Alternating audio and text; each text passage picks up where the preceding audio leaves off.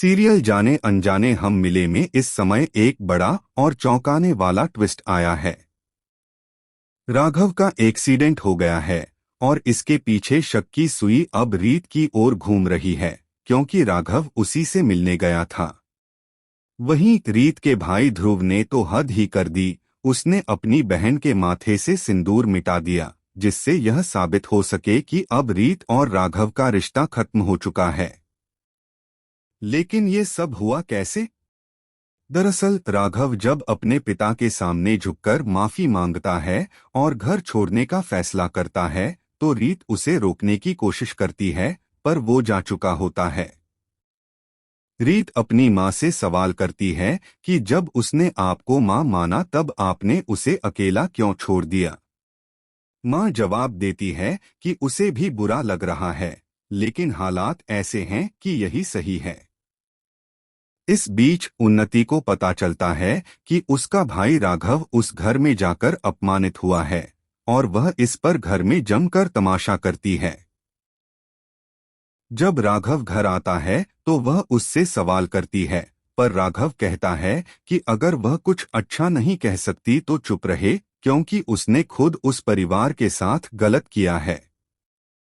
उन्नति उसे रोकने की कोशिश करती है और कहती है कि वह अब उस परिवार से कोई रिश्ता नहीं रखेगा। तभी रीत का फोन आता है और वह राघव से आखिरी बार मिलने की गुजारिश करती है। राघव उन्नति से साफ कह देता है कि वह जरूर जाएगा और उसे कोई नहीं रोक सकता।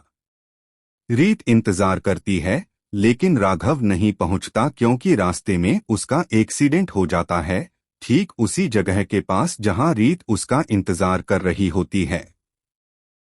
रीत समझती है कि राघव उसे भूल गया है और यह रिश्ता अब खत्म हो चुका है।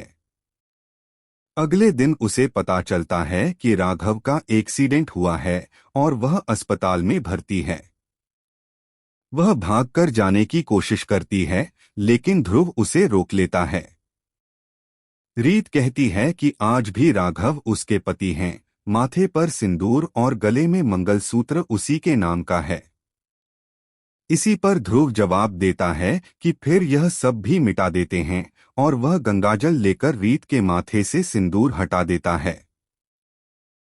रीत को गहरा सदमा लगता है, लेकिन वह राघव से मिलने जरूर जाएगी और माफी भी मांगेगी। अब बड़ा सवाल ये है, क्या राघव होश में आने के बाद रीत को फिर से अपनाएगा, या ये रिश्ता हमेशा के लिए टूट जाएगा? आपकी क्या राय है इस धमाकेदार मोड़ पर? कमेंट करके हमें जरूर बताएं। ऐसे ही और अपडेट्स के लिए चैनल को सब्सक्राइब करना न भूलें।